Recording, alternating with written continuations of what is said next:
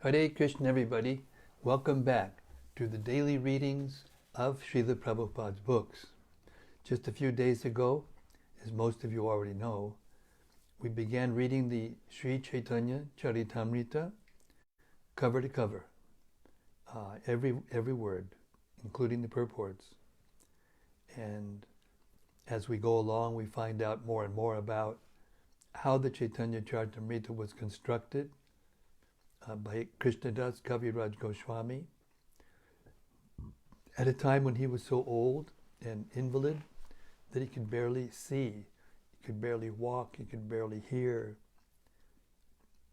he could barely speak, and yet he went on writing.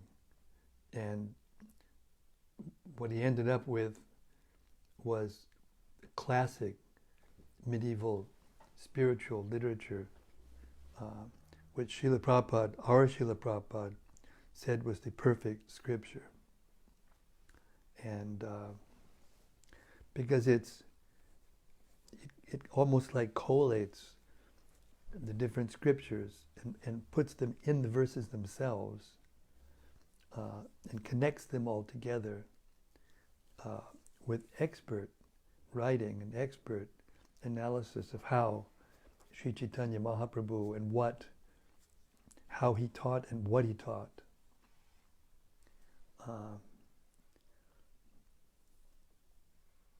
So it's a great honor to be able to do this in service to the Vaishnavas, in service to Srila Prabhupada. So beg the mercy of the Vaishnavas that I can be empowered to do this by your blessings. And I was just begging before we started to Srila Prabhupada to please empower me according to my capacity to read it nicely so you can get as much of the meaning as possible. There are different ways to read, and we have a lot of talk in the movement about reading Prabhupada's books, but to read them out loud properly is not an easy thing. It takes years and years of practice and diligent effort. It needs to be read slow enough so that it captures the mind, and not too fast, or the mind will wander, not too slow, or the mind will wander. The pauses have to be in the proper places.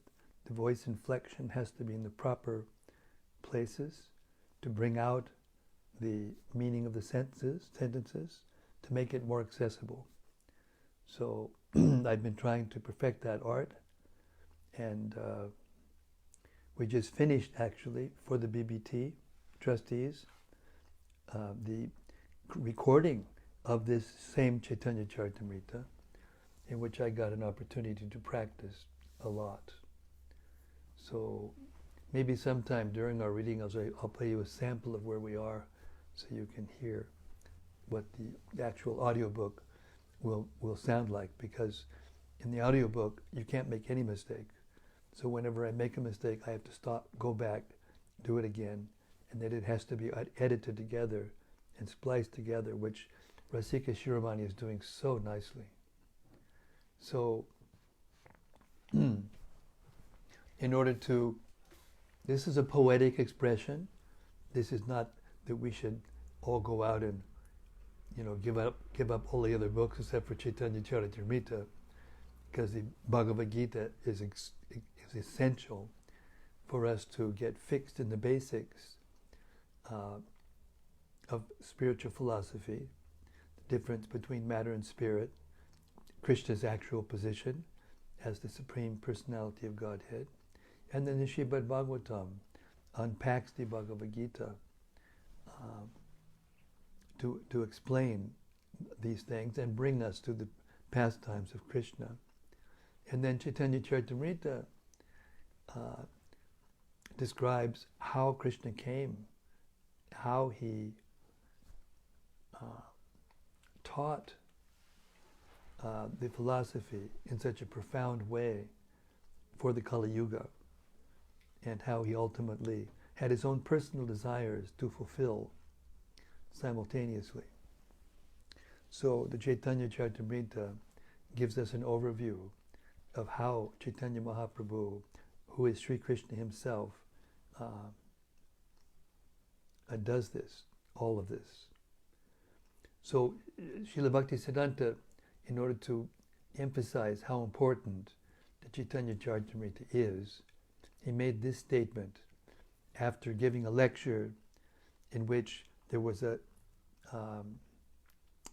earth tremor which caused the Ganga, which they were sitting close to kind of come up out of its bank, and then it receded. It wasn't such a big thing, but after that, Srila Bhaktisiddhanta Saraswati Thakur said this: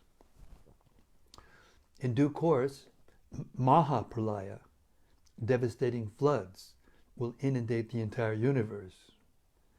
If you attempt to survive by swimming in that deluge, then do not neglect to take hold of Bhagavad Gita, Srimad Bhagavatam, and Sri Caitanya-caritämrta.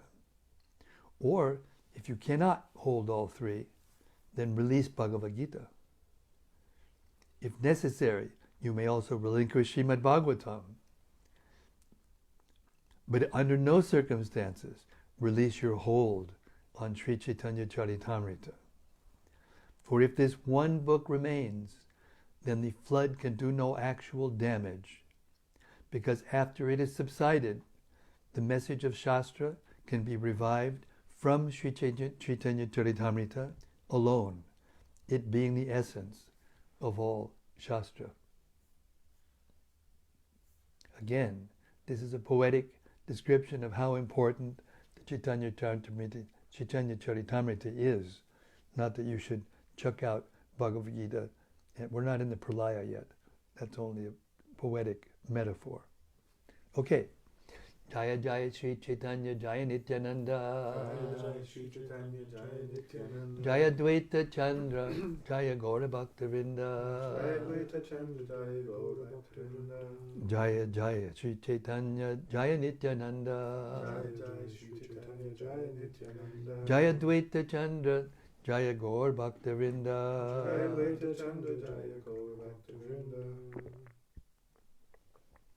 So yesterday we finished the chapter 1 of the Ädi-lilä, in which the glories of the spiritual master is delineated. Now we come to chapter 2. Sri Chaitanya Mahaprabhu, the Supreme Personality of Godhead. So in this chapter, Krishnadas Kaviraj Goswami proves from Shastra that Sri Chaitanya Mahaprabhu is Krishna himself. Not an incarnation, not an expansion, but Krishna himself, the original Supreme Personality of Godhead. Here's the summary. This chapter explains that Lord Chaitanya is the Supreme Personality of Godhead himself. Therefore, the Brahman effulgence is the bodily luster of Lord Chaitanya, and the localized supersoul situated in the heart of every living entity is his partial representation.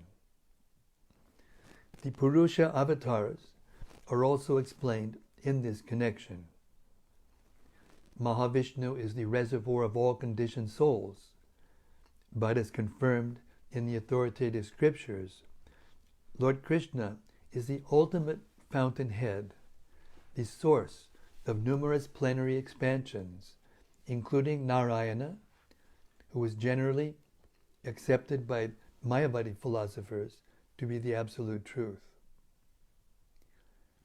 The Lord's manifestation of Prabhav and Vaibhav expansions, as well as partial incarnations and incarnations with delegated powers, are also explained.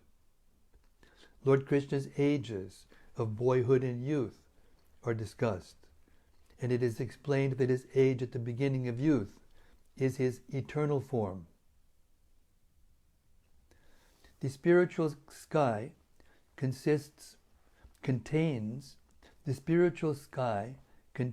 innumerable spiritual planets.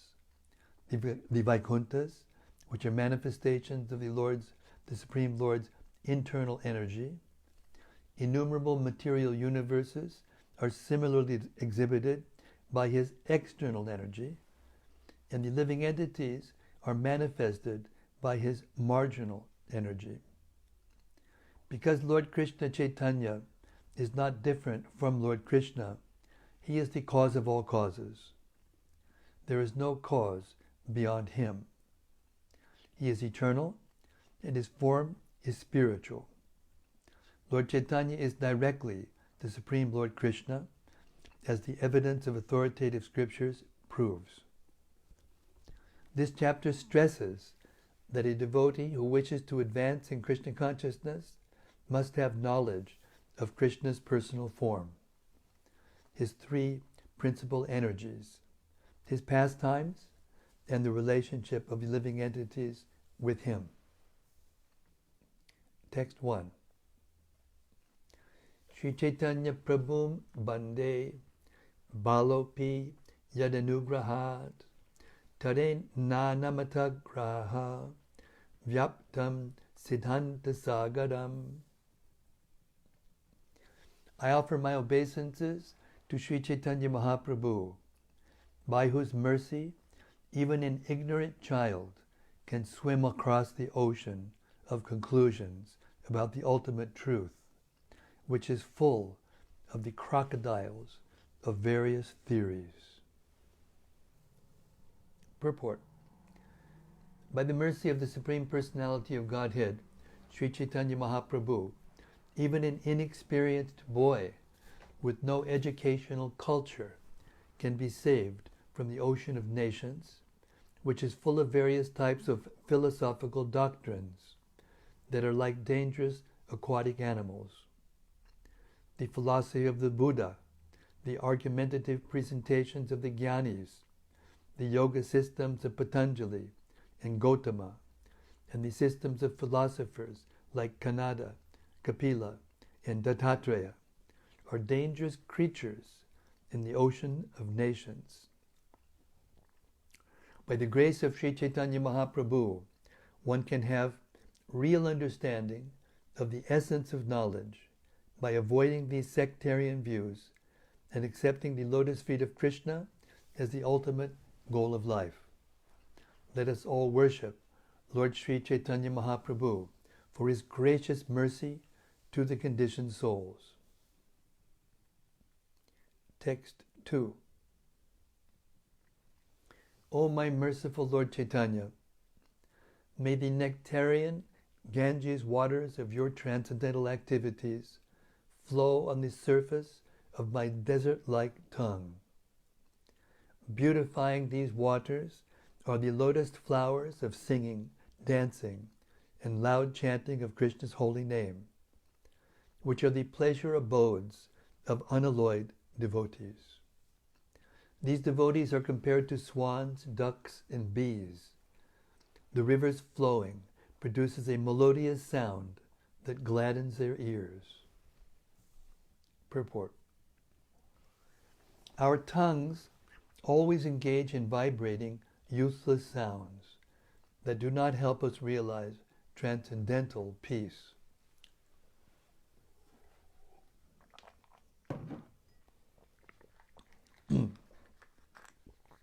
The tongue is compared to a desert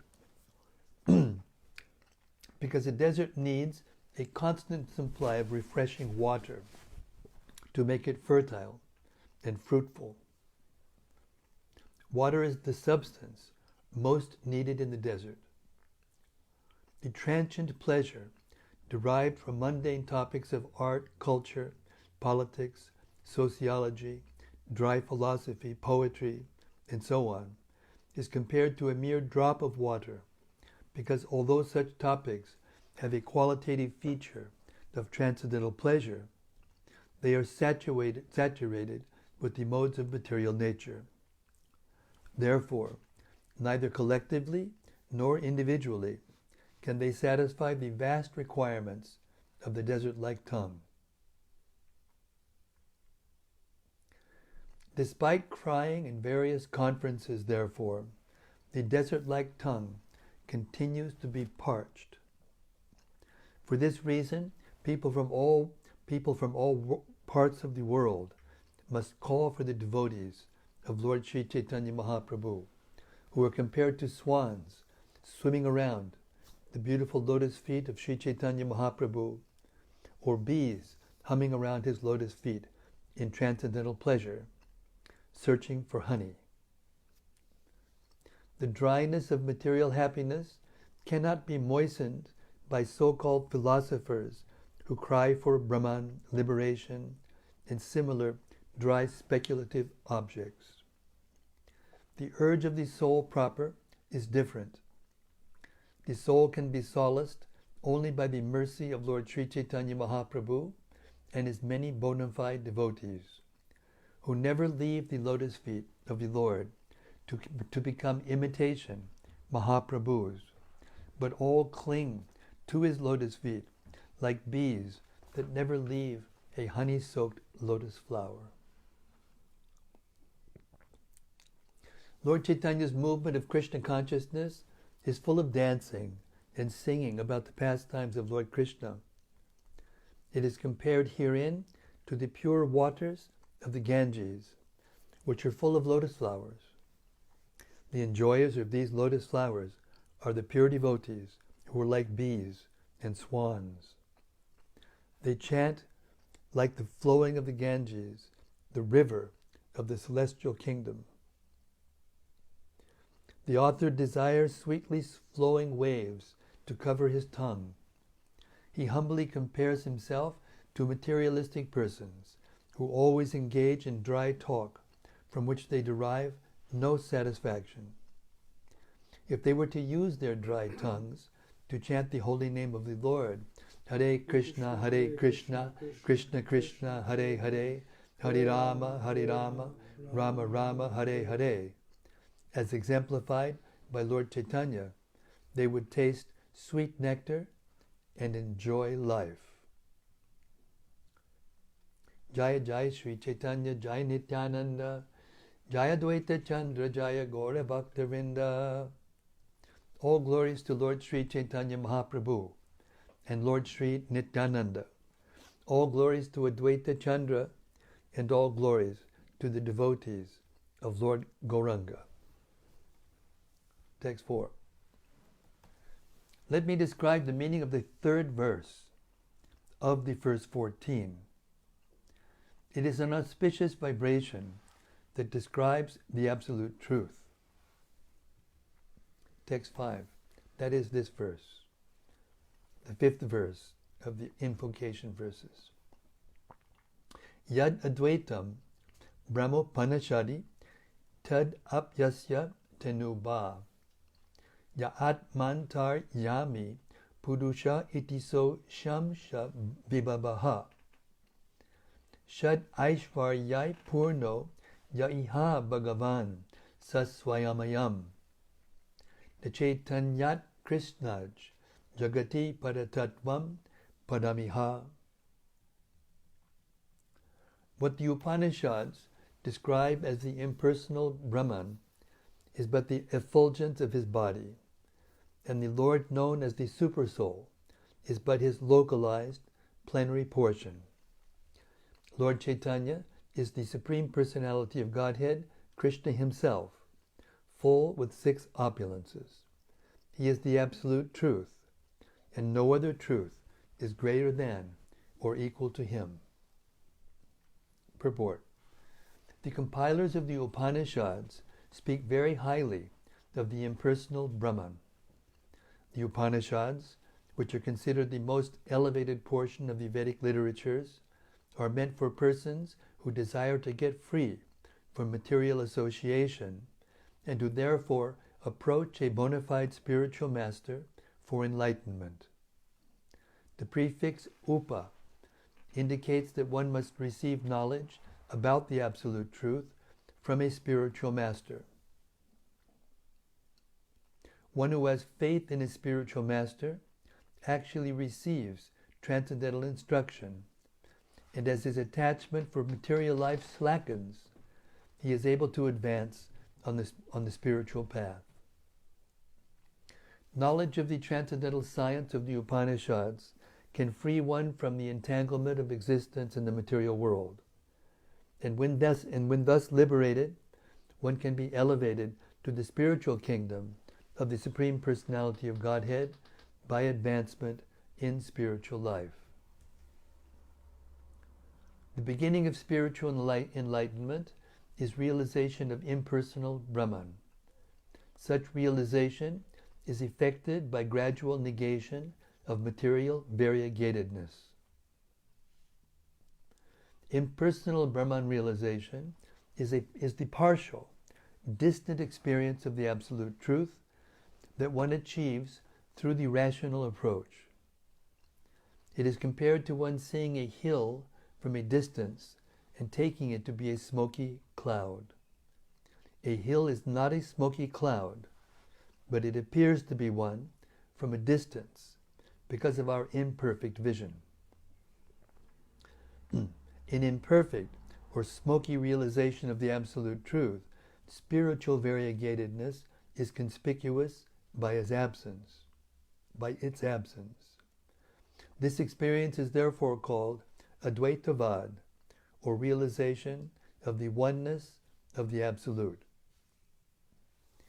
The impersonal glowing effulgence of Brahman consists only of the personal bodily rays of the Supreme Godhead, Sri Krishna.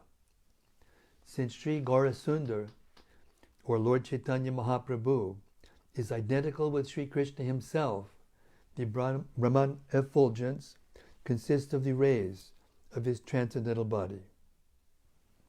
Similarly, the Supersoul, which is called the Paramatma, is a plenary representation of Chaitanya Mahaprabhu. The Antaryami, the Supersoul in everyone's heart, is the controller of all living entities. This is confirmed in the Bhagavad Gita 15:15, wherein Lord Krishna says, Sarvasya chaham, Riddhi Sanavishta. I am situated in everyone's heart.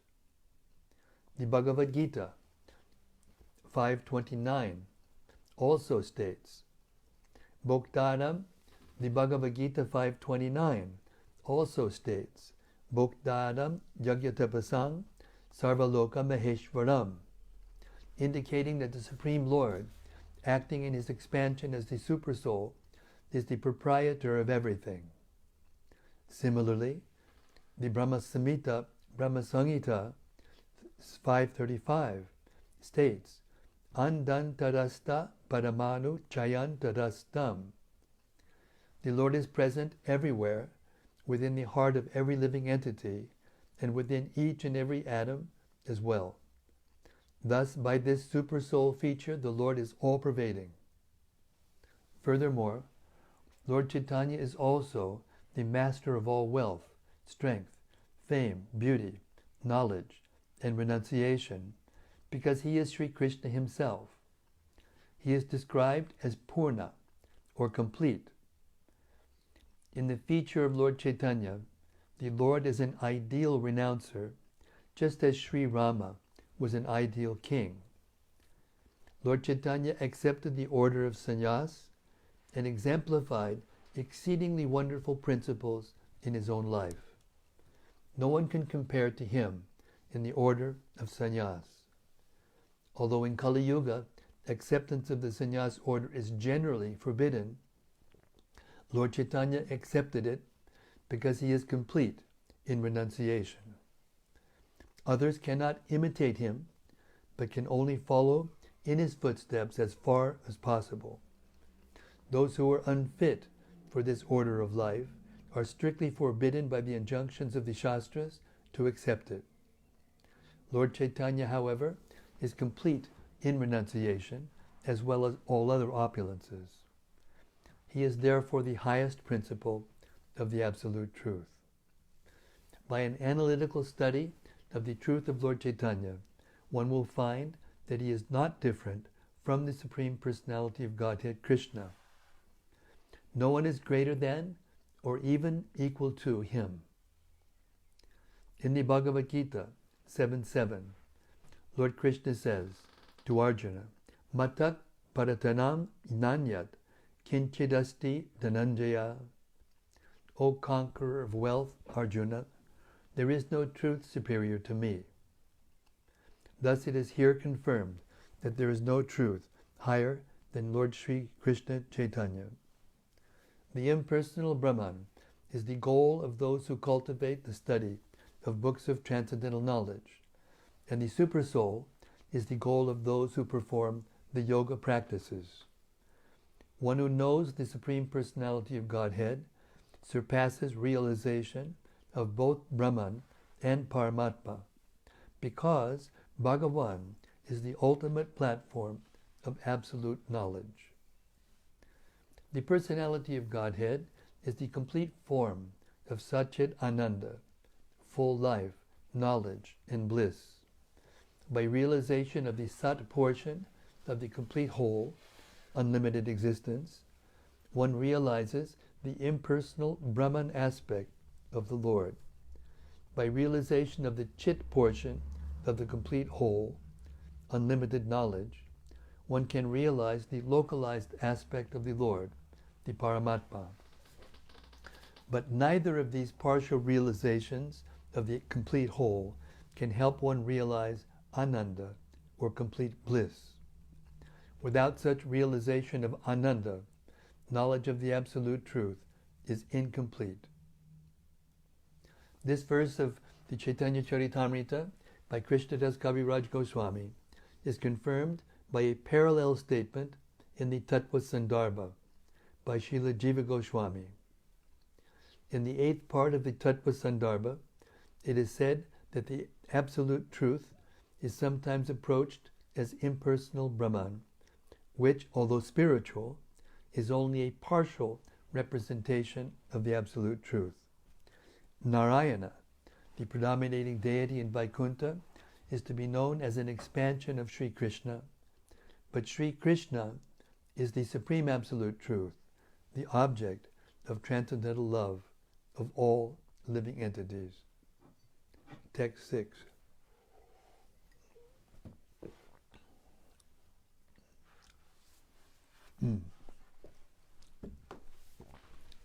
Impersonal Brahman, the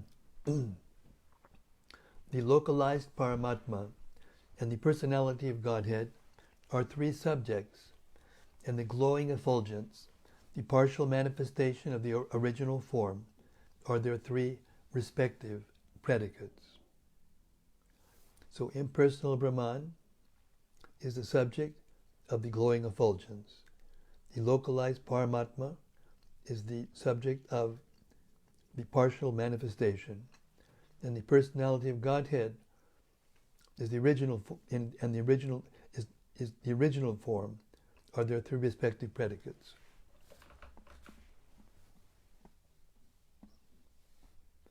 So the impersonal Brahman is the effulgence, the localized Paramatma is the partial manifestation, and the personality of Godhead is the original form.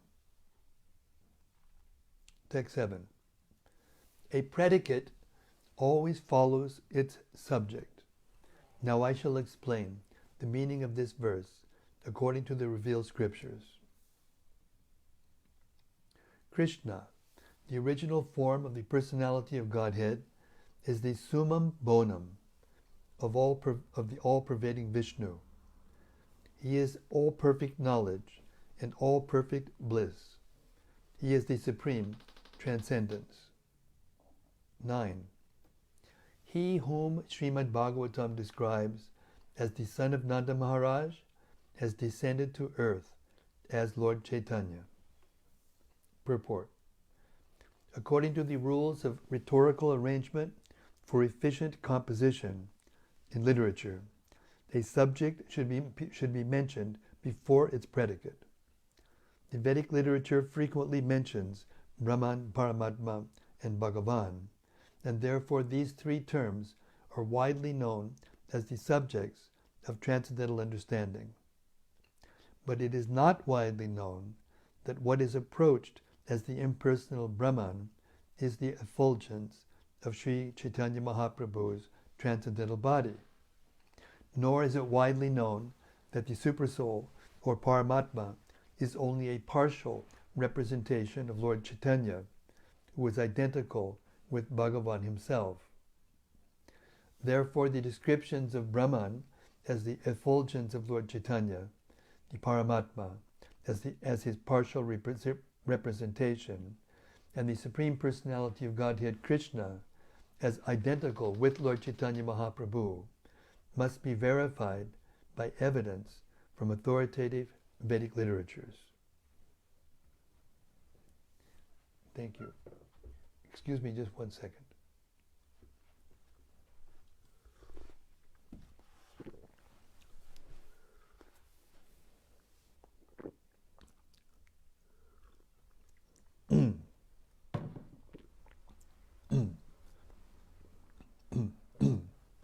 The author wants to establish first that the essence of the Vedas is the Vishnu Tattva, the absolute truth, Vishnu, the all-pervading Godhead.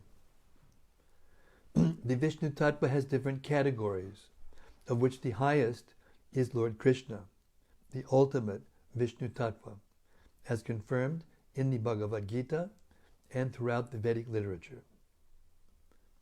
In Srimad Bhagavatam, the same Supreme Personality of Godhead, Krishna, is described as Nandasuta, the son of King Nanda.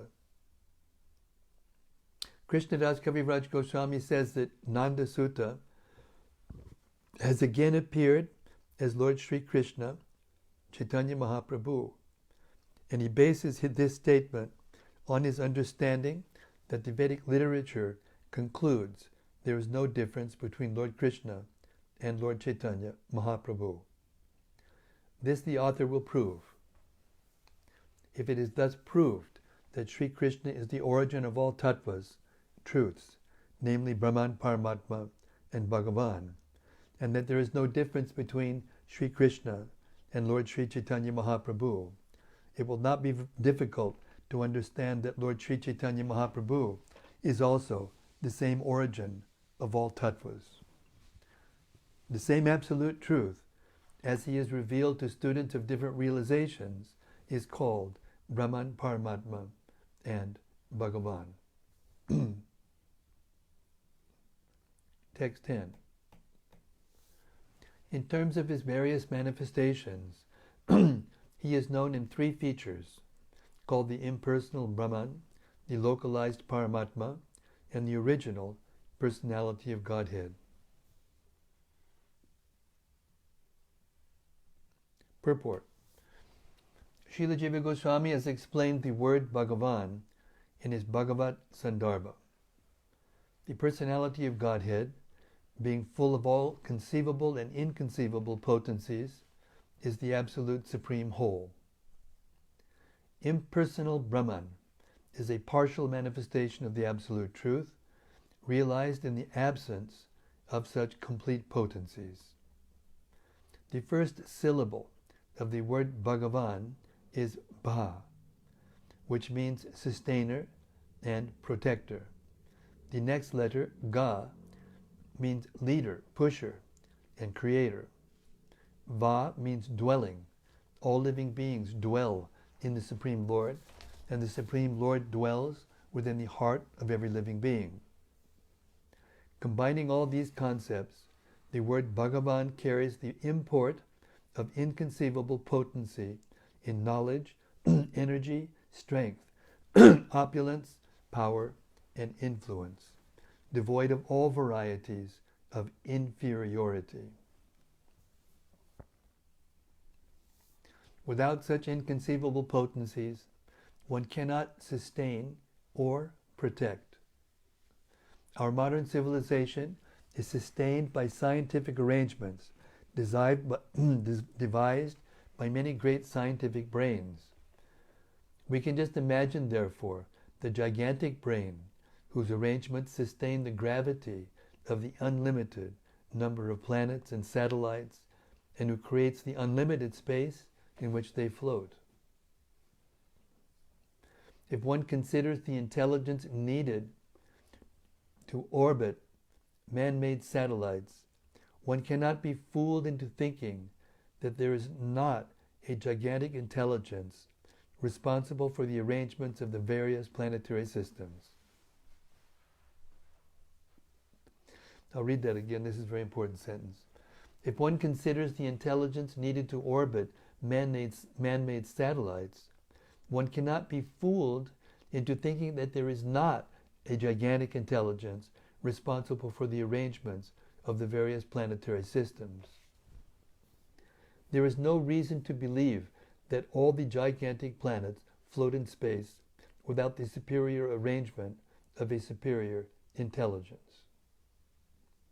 This subject matter is clearly dealt with in the Bhagavad Gita 15:13, where the personality of Godhead says, I enter into each planet, and by my energy they stay in orbit. Were the planets not held in the grip of the personality of Godhead, they would scatter like dust in the air. Modern scientists can only impractically explain this inconceivable strength of the personality of Godhead. The potencies of the syllables Bhagava apply in terms of many different meanings. Through his different potent agents, the Lord protects and sustains everything, but he himself personally protects and sustains only his devotees, just as a king personally sustains and protects his own children, while entrusting the protection and sustenance of the state to various administrative agents. The Lord is the leader of his devotees, as we learn from the Bhagavad Gita, which mentions that the personality of Godhead personally instructs his loving devotees how to make certain progress on the path of devotion, and thus surely approach the kingdom of God. The Lord is also the recipient of all the adoration offered by his devotees, for whom he is the objective and the goal. For his devotees, the Lord creates a favorable condition for developing a sense of transcendental love of Godhead. Sometimes he does this by taking away a devotee's material attachments by force and baffling all his material protective agents. For thus the devotee must completely depend on the Lord's protection. In this way the Lord proves himself the leader of his devotees. The Lord is not directly attached to the creation, maintenance, and destruction of the material world, for he is eternally busy in the enjoyment of transcendental bliss, with paraphernalia composed of his internal potencies. Yet the initiator of the material energy, as well as the marginal potency, the living beings, I'll read that again. Yet as the initiator of the material energy, as well as the marginal potency, the living beings, he expands himself as the Purusha avatars, who are invested with potencies similar to his. The Purusha avatars are also in the category of Bhagavat Tattva, because each and every one of them is identical with the original form of the personality of Godhead. The living entities are his infinitesimal particles and are qualitatively one with him. They are sent into this material world for material enjoyment, to fulfill their desires, to be independent individuals. But still, they are subject to the supreme will of the Lord. The Lord deputes himself in the state of Supersoul to supervise the arrangements for such material enjoyment. The example of a temporary fair is quite appropriate in this connection. If the citizens of a state assemble in a fair to enjoy for a short period, the government deputes a special officer to supervise it. Such an officer is invested with all governmental power, and therefore he is identical with the government. When the fair is over, there is no need for such an officer, and he returns home. The Paramatma is compared to such an officer.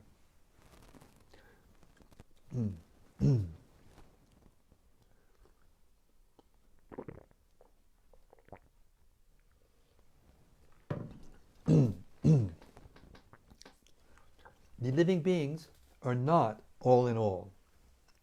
They are undoubtedly parts of the Supreme Lord and are qualitatively one with Him, yet they are subject to His control.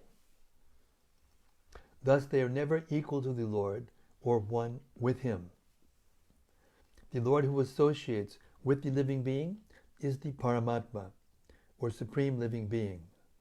No one, therefore, should view the tiny living beings and Supreme Living Being to be on an equal level.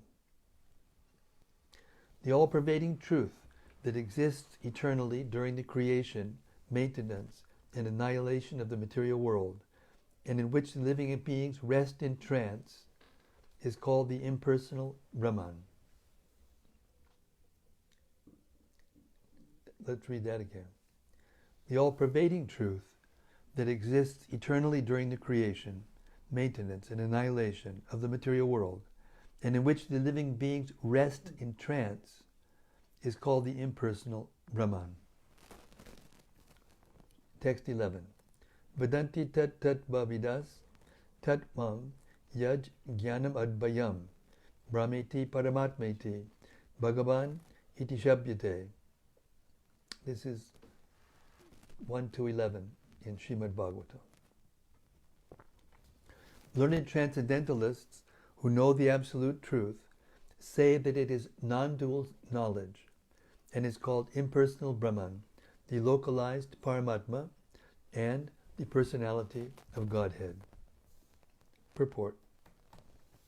This Sanskrit verse appears as the 11th verse of the first canto, second chapter of Srimad Bhagavatam, where Sutta Goswami answers the questions of the sages headed by Shonaka Rishi concerning the essence of all scriptural instructions. Tattvavida refers to persons who have knowledge of the absolute truth. They can certainly understand knowledge without duality because they are on the spiritual platform. The absolute truth is known sometimes as Brahman, sometimes as Paramatma, and sometimes as Bhagavan. Persons who are in knowledge of the truth know that one who tries to approach the Absolute simply by mental speculation will ultimately realize the impersonal Brahman, and one who tries to approach the Absolute through yoga practice will be able to realize Paramatma. But one who has complete knowledge and spiritual understanding realizes the spiritual form of Bhagavan, the personality of Godhead. Devotees of the personality of Godhead know that Sri Krishna, the son of the king of Braja, is the absolute truth. They do not discriminate between Sri Krishna's name, form, qualities, and pastimes. One who wants to separate the Lord's absolute name, form, and qualities from the Lord himself must be understood to be lacking in absolute knowledge. A pure devotee knows that when he chants the transcendental name Krishna, Sri Krishna is present as transcendental sound. He therefore chants with full respect and veneration. When he sees the forms of Sri Krishna, he does not see anything different from the Lord. If one sees otherwise, he must be considered untrained in absolute knowledge. This lack of absolute knowledge is called Maya. One who is not Krishna conscious is ruled by the spell of Maya, under the control of a duality in knowledge. In the Absolute, all manifestations of the Supreme Lord are non-dual, just as the multifarious forms of Vishnu, the controller of Maya, are non-dual. Empiric philosophers who pursue the impersonal Brahman accept only the knowledge that the personality of the living entity is not different from the personality of the Supreme Lord. And mystic yogis who try to locate the Paramatma accept only the knowledge that the pure soul is not different from the super soul. The absolute conception of a pure devotee, however, includes all others. A devotee does not see anything except in its relationship with Krishna, and therefore his realization is the most perfect of all. How's that for an exposition of the absolute truth? Srila Prabhupada ki jai. Okay.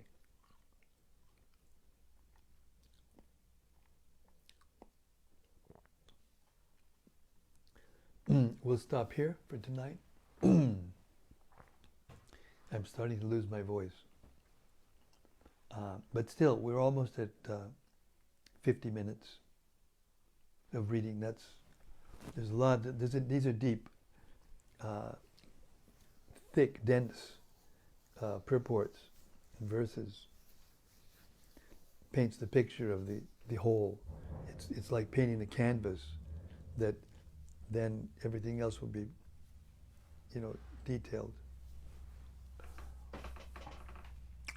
Okay, Hare Krishna. Here we go, the time for reflection. Time to try to understand what was just said, read, written by Srila Prabhupada.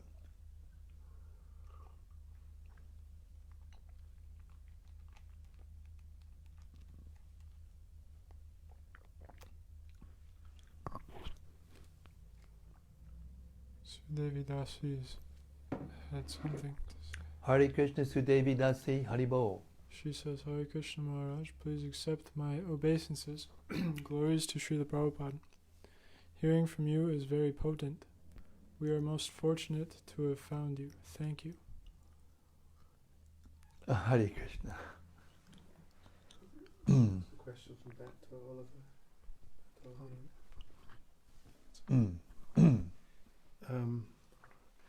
There's a question from back to Ollie in Wales, though he's asking on behalf of Daitya Hari Hari. Daitya Hari Hari. Okay. Here we go. Thanks again, Maharaj. These CC readings are incredible. We're all really appreciating them here in Wales. My question is, how do we understand and reconcile the understanding that statement that taking sannyas is generally forbidden in Kali Yuga with the later explanation Prabhupada gives in the CC that people should actually aspire for sannyas not only for preaching but also to set an example of how to go through the varnashram system properly, and that this restriction applies only to false sannyasis who falsely renounce just for the purpose of begging to make a living. Should we as devotees aspire for sannyas? I understand it's not just about the external dress, and some of the most advanced devotees are grihastas, but how do we understand what this restriction for Kali Yuga means? Is it that most of us just aren't qualified and probably won't be qualified, but that we should respect and honor the principle?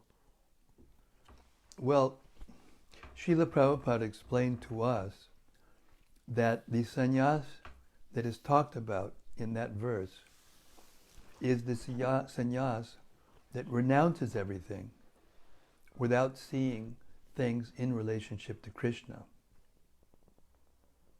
This means smarta or mayavad sannyas, which are, by the way, very, very strict in the external principles of sannyas.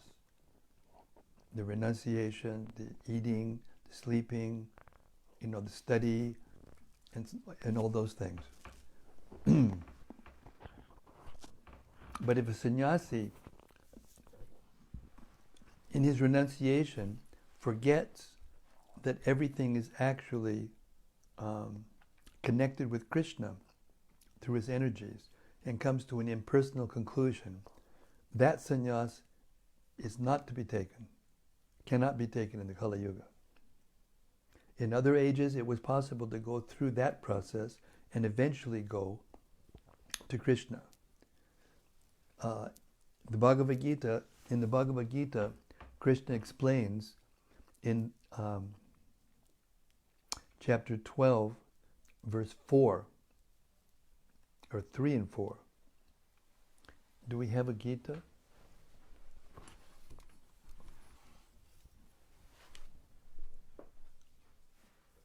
Yeah.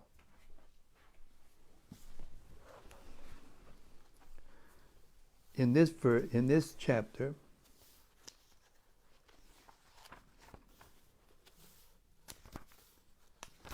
Krishna explains, first of all, Arjuna is asking, what is more perfect?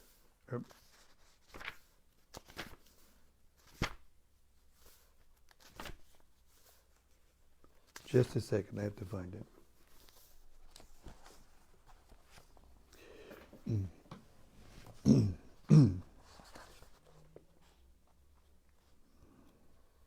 Yeah. Beginning of chapter 12, Arjuna inquired, but which are considered to be more perfect? Those who are always properly engaged in your devotional service, or those who worship the impersonal Brahman, the unmanifested? The Supreme Personality of Godhead said, those who fix their minds on my personal form and are always engaged in worshiping me with great and transcendental faith are considered to be by me to be most perfect. Then 3 of 4. This is the verses I'm talking about. But those who fully worship the unmanifested, that which lies beyond the perception of the senses, the all-pervading, inconceivable, unchanging, fixed and immovable, the impersonal conception of the absolute truth, by controlling the various senses and being equally disposed to everyone, such persons, engaged in the welfare of all, at last achieve me. So even the impersonalists, if they are not Mayavadis, if they are Brahmavadis, who are coming gradually through the stages of devotional service, if they continue without succumbing to the fault of impersonalism in the terms of accepting that the form of Krishna is Maya, yeah, and that the goal is impersonalism, the ultimate goal is impersonalism, then they fall down. And the next verse describes what happens. To those whose minds are attached to the unmanifest, impersonal feature of the Supreme, advancement is very troublesome. To make progress in that discipline is always difficult for those who are embodied. So, when Lord Chaitanya met Prakashananda Saraswati, he was criticizing Lord Chaitanya because he thought that he was not a proper sannyasi. He was dancing and chanting Hare Krishna and not studying the Vedanta Sutra. So the classic sannyas that is mentioned in that verse, that it's forbidden, is the sannyas in which one renounces everything material, but doesn't see it in connection with Krishna and doesn't do devotional service because they don't actually understand and realize that Krishna is the Supreme Absolute Truth, that he is the source of the Brahman effulgence, which here it's talking about. But if a person can renounce the fruits of his work while in the material world, as Krishna says in what chapter? Anybody know? 6th chapter, in the beginning. Anashrita karma palam, karyam karma karotiya, sasanyasi cha yogi ja, sasanyachi cha yogi ja, I can't remember the last line. Anyway, what this means is that real sannyas means to be attached to the fruits of our work. And therefore, as you touched in your question, there are great souls who are grihastas, family men, who are completely detached from the fruits of their work and who simply work for the benefit of others and ultimately for Krishna. Those people don't even need to take sannyas, although they do in order to as you mentioned in your question, in order to set the example of how the varnashram system works. So the sannyasis who do not accept the varnashram system in the sense that it's done for the satisfaction of Krishna, there's another purport in which Srila Prabhupada mentions this point. I'm tying a lot of ideas together. I'm hoping that you can grasp it. In chapter 2, text 48, I believe.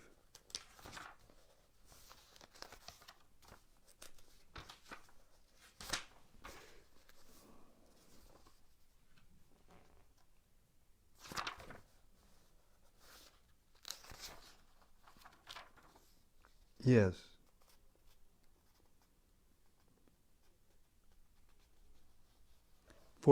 Sorry. In text 48, Yogasta kuru karmani sangam tyaktva dhananjaya siddhya siddhyo samo bhutva samatvam yoga uchate. Arjuna is in the end of the purport, Prabhupada says, Arjuna is a Kshatriya, and as such he is participating in the Varnashram Dharma institution. It is said in the Vishnu Purana that in the Varnashram Dharma, the whole aim is to satisfy Vishnu. No one should satisfy himself, as is the rule in the material world, but one should satisfy Vishnu, Krishna. So unless one satisfies Krishna, one cannot correctly observe the principles of the Varnashram Dharma. Indirectly, Arjuna was advised to act as Krishna told him.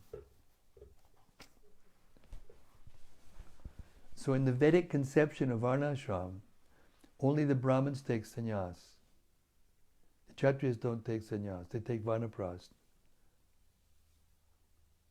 The Brahmachari they take, Grihastha they take, and vanaprastha they take. But they don't take sannyas. But now we're in Kali Yuga, and that system is not absolute. And because of the qualities of the Kali Yuga, in the Kali Yuga, because of the qualities of the Kali Yuga, the persons who take this sannyas order of life tend to do it for themselves and tend to do it for adoration and distinction and other forms of sense gratification. And the whole system has fallen apart for that reason. But Lord Chaitanya took sannyas, even though it's Kali Yuga, to show that it should be done, it can be done, but it has to be done properly in pure devotional service. Otherwise, it's condemned. Because to try to do it in the Varnashram system, following all the rules and regulations that are required to move gradually from one ashram to another, to finally sannyas, is practically impossible in this age. Now Prabhupada encouraged us to organize ourselves in a Varnashram system because it's for the organization of the society. But for the actual spiritual ashrams, for the actual spiritual completion of the system, in Kali Yuga, it's very difficult to do sannyas. So therefore, this sannyas that's being talked about, Prabhupada explained to us, is the sannyasis who are impersonalists and whose renunciation does not go to pure devotional service.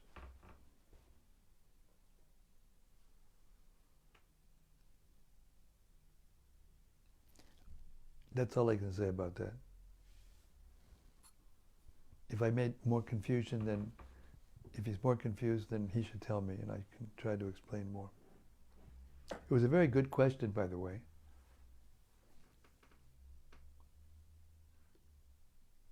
You're from Dayal-nitai. Dayal-nitai, Hare Krishna. He says, Respected Srila Guru Maharaj, please accept my obeisances. All glories. Please pardon if this would be an unintelligent question. In relation to the last purport we read today, would the pure devotee see a not installed form of Sri Krishna in a different way than a ceremonially installed murti? No, pure devotee sees any form of Krishna as Krishna. That's the point. So even if you have a picture on your altar of Krishna, you see Krishna. Because Krishna is not different than his picture.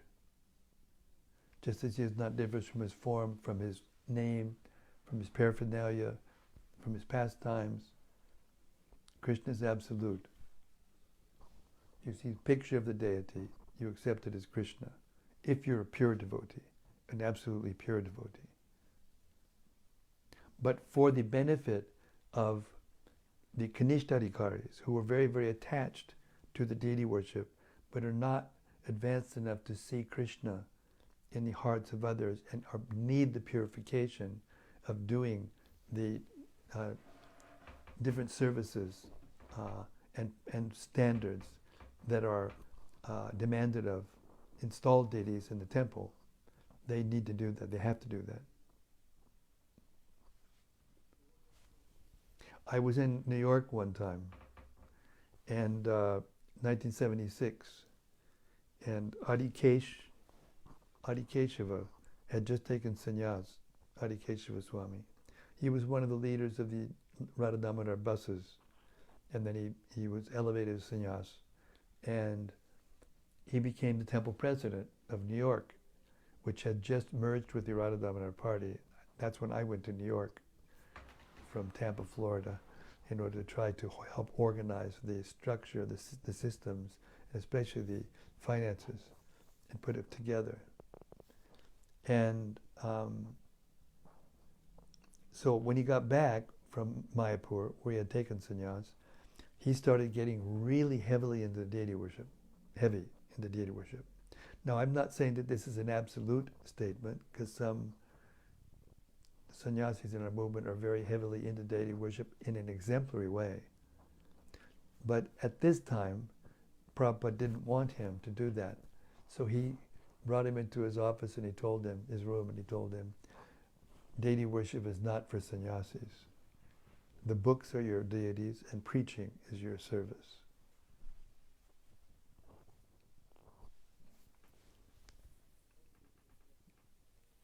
So, therefore, the subject matter is not so easy to understand.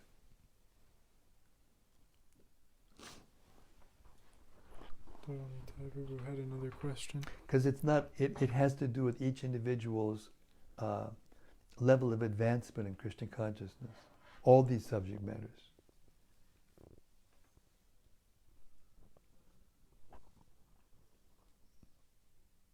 But a pure devotee sees Krishna everywhere.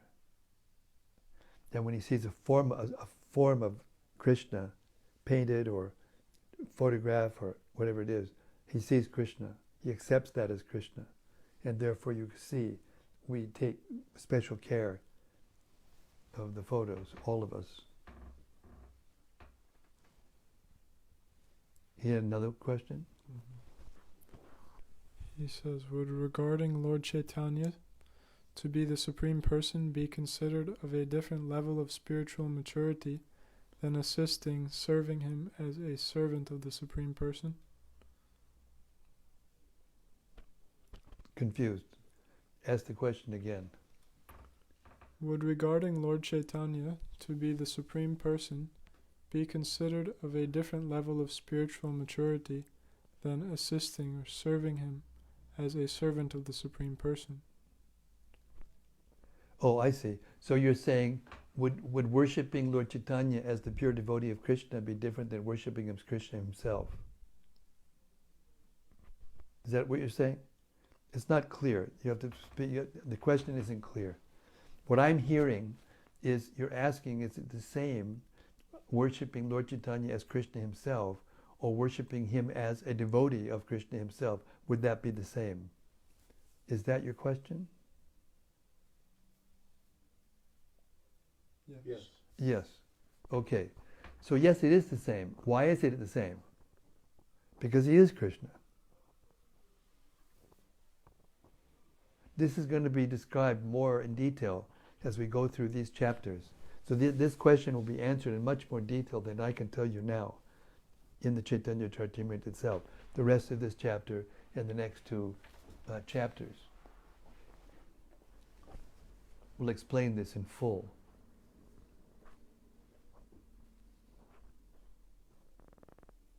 We worship Lord Chaitanya as the Supreme Personality of Godhead.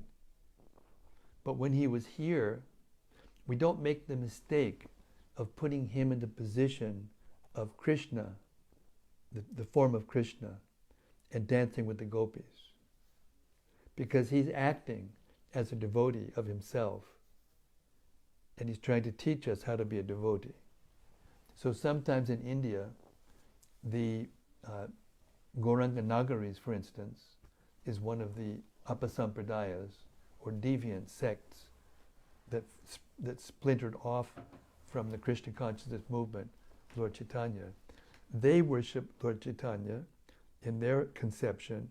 They put him in the center and have him be there in the center with the gopis.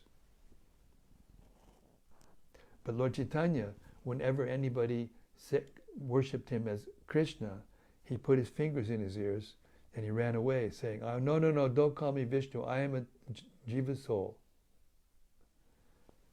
Because he was trying to teach them not to worship Krishna whimsically. So there is a difference. But the pure devotees, they see Lord Chaitanya as Krishna. Like Ramananda Roy, this is not to be imitated.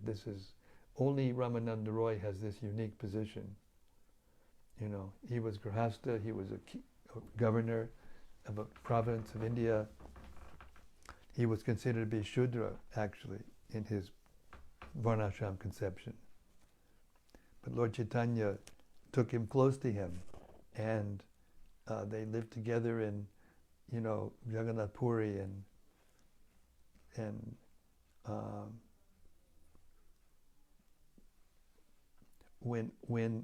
whenever Ramananda Roy or other the most intimate associates of Krishna, Lord Chaitanya, tried to reveal that he was Krishna, he would become upset externally. But internally, he was very pleased. So unless you are of a caliber of devotional devotee or devotional service, to be able to do that, worship Lord Chaitanya as Krishna, or rather worship Lord Chaitanya as a devotee of Krishna without losing the pure conception that he is Krishna, then it can be troublesome.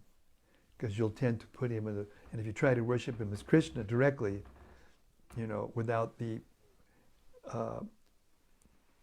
guardrails of the philosophy that he taught, because he was acting as a devotee of himself. So he took sannyas so that people would bow down to him, because the sannyas order in India at the time, and even today, when sannyas comes into the room, people bow down sometimes. In India, a lot of the time. Well, it's getting lost now, but that was the culture. So when the student community and the impersonalists, they were escaping his loving network, because he is Krishna, coming to give pure love for himself by this process of Nam Sankirtan, then he said, this is while he was still in Navadvip, living as a Grihastha, even though he was exhibiting the potencies of the Supreme Personality of Godhead, he decided to take sannyas so that people would respect him and make advancement just by respecting him, because he is Krishna. So I know I'm rambling a little bit, giving all these different ideas. But the clear conception is that there is a difference and there isn't a difference. If you're elevated enough to worship Lord Chaitanya as Krishna and as the servant of Krishna at the same time, then you can do that. But generally speaking, in our temples, that's why Lord Chaitanya and Lord Nityananda have their own altar on the temple in the temple room, because they're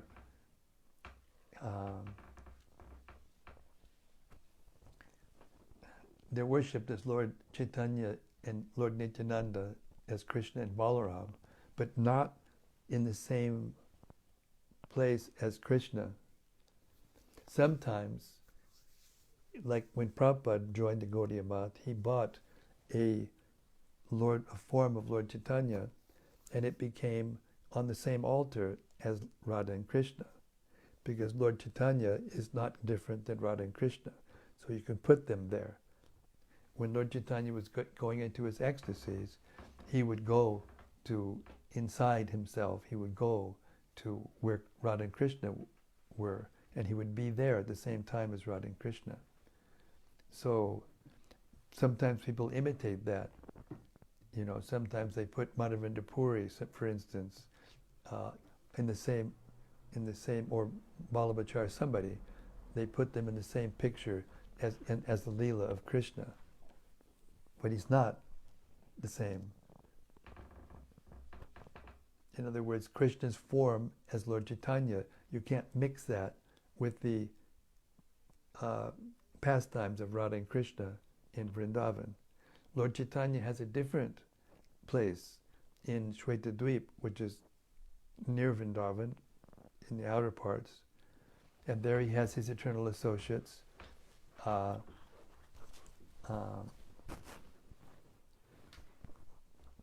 it's a very, very deep and delicate subject. How to simplify it so that we can understand better. Yeah, it's the same and it's not the same. So now ask the question again and see if I enlightened anybody about it. Would regarding Lord Chaitanya to be the Supreme Person be considered of a different level of spiritual maturity than assisting or serving him as a servant of the Supreme Person?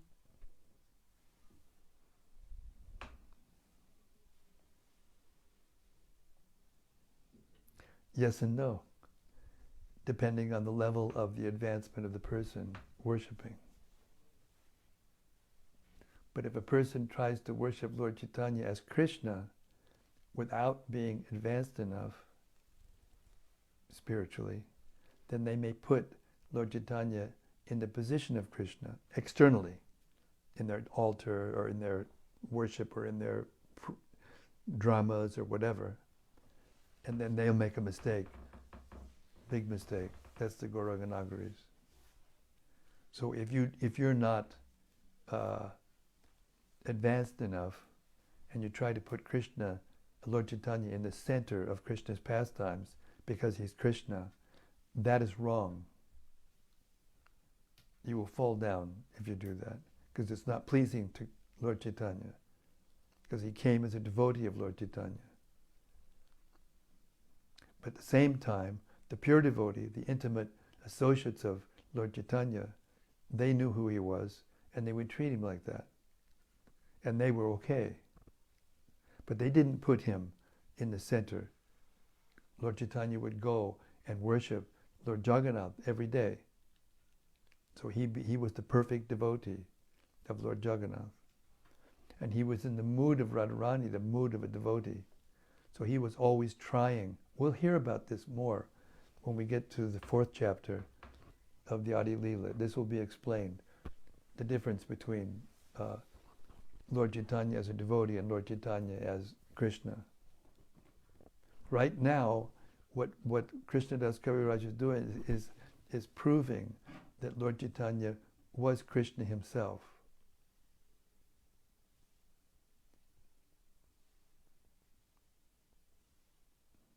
So it does depend on the, not just the level of advancement, but the relationship that you have with Krishna.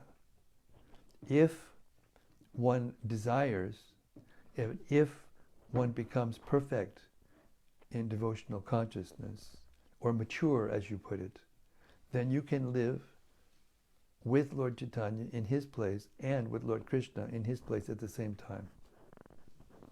That's possible in spiritual perfection. But if you try to consider these things prematurely and always dwell on these things prematurely, then you'll get in trouble. So it's better that we follow in the footsteps of Lord Chaitanya's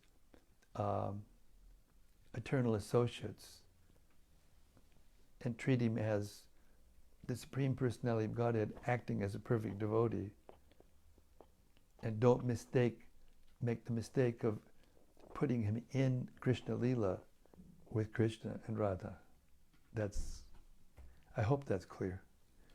I'm trying to make it clear. That's the extent of my clarity that I can come to at this moment. Nita says, thank you very much.